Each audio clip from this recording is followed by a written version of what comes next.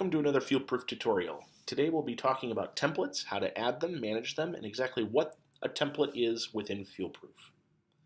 In FieldProof, a template is simply just a predefined set of questions that you can reuse for inspections. Let's go ahead and add one and you'll see how they work. I'm going to add a template and give it a name. In this case, I want to create a template that's for the dispensers at my location.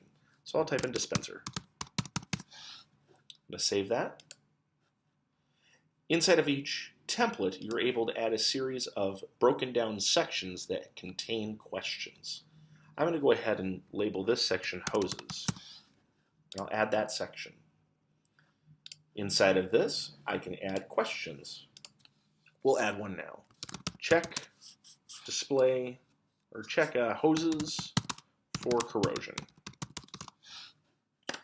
With the section code and link sections, the section and the code are meant for labeling it based on your state or federal guidelines.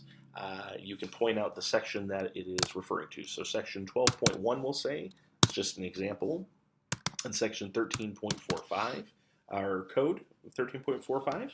We can link to that specific portion of the code in our state or federal documentation if we choose to. If not, we're going to give it a note here. We'll say check all dispenser hoses for corrosion.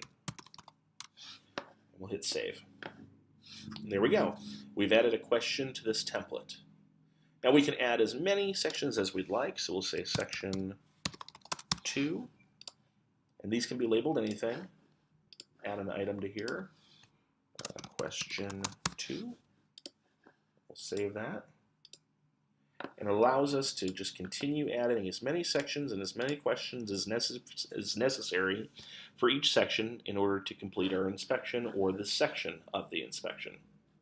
If I come back over to templates and I click on manage, we can see my template here.